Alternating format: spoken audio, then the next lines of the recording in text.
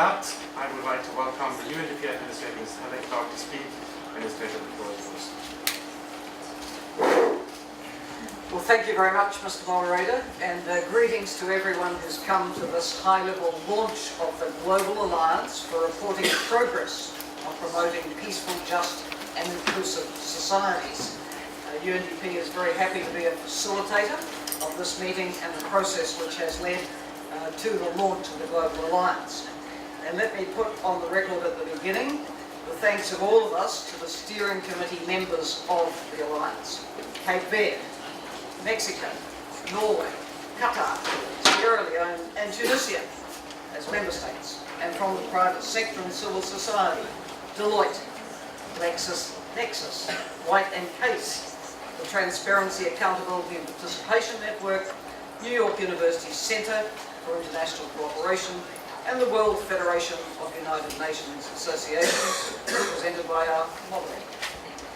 So, we are all here well versed with the 2030 Agenda and the Sustainable Development Goals, setting these global development priorities for a generation. Eradicating poverty stays as a top priority in the new agenda. The agenda is ambitious on tackling inequality and discrimination in all their forms, pursuing education and healthy lives for all and environmental sustainability. Where it really breaks new ground is with the goal of achieving peaceful and inclusive societies, characterised by effective and inclusive institutions, the rule of law, and access to justice for all. And I think you all come to a meeting like this and to support the Alliance launch because you understand that the aspirations of sustaining peace and sustaining development are intrinsically linked. We will not have one without the other. The Agenda 2030 is very eloquent on this point. And it's true not only within a country that sustaining peace and sustaining development are so linked. In the highly interconnected world within which we live, we see how a breakdown of peace and order, an outbreak of violent conflict in one country, has implications for others, not just over the border, but thousands of miles away. And what brought so many to the UN this week was the refugee and migrant summer. We have record numbers of refugees and internally displaced people. So peaceful and inclusive development matters not only within the country, it matters to all of us at this time. So what is the aim of the Global Alliance? It is to support effective reporting on how countries are doing in their efforts on SDG 16 and the linkages that has across the whole agenda, taking into account the different national realities, capacities, levels of development, and always respecting the national policies and priorities.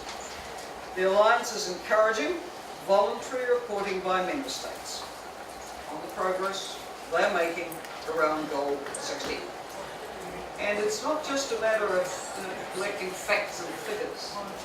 It's also about how to record and share the human stories behind the statistics in order to paint a very full picture of what is happening and help sustain momentum for achieving the SDGs.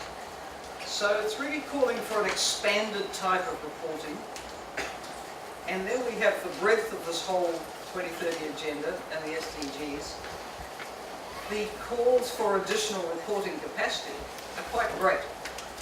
And the Global Alliance is about seeking to match the needs of member states to improve reporting capacity with the resources which can be made available by partners within the Alliance membership. As you know, they come from a wide range of sectors. They come from member states, they come from philanthropy, they come from the private sector.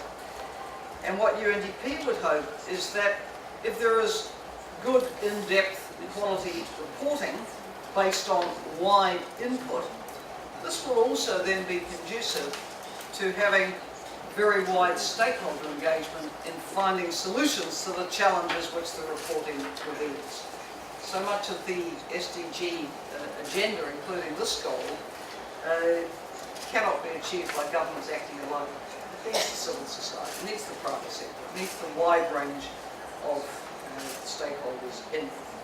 So The Alliance is based on a broad partnership of this kind, which is why I think it can make a significant contribution in this area of reporting. I don't need to say how much UNDP and the wider development system see implementation of the SDGs as a top priority for our work, and we stand ready to continue to facilitate and support this alliance and work with partners around the world in this endeavour. We are challenged by the new global agenda to break down traditional silos and boundaries and form new partnerships for development. It will be critical to meeting the commitment to leave no one behind and the progress being made. So we look forward to the joint action which will come from the Alliance on reporting progress against 16, knowing that progress on that goal is going to help drive progress on all of the others. And I thank once again all the partners who come together across member states, civil society and private sector, and hope the work will be truly productive.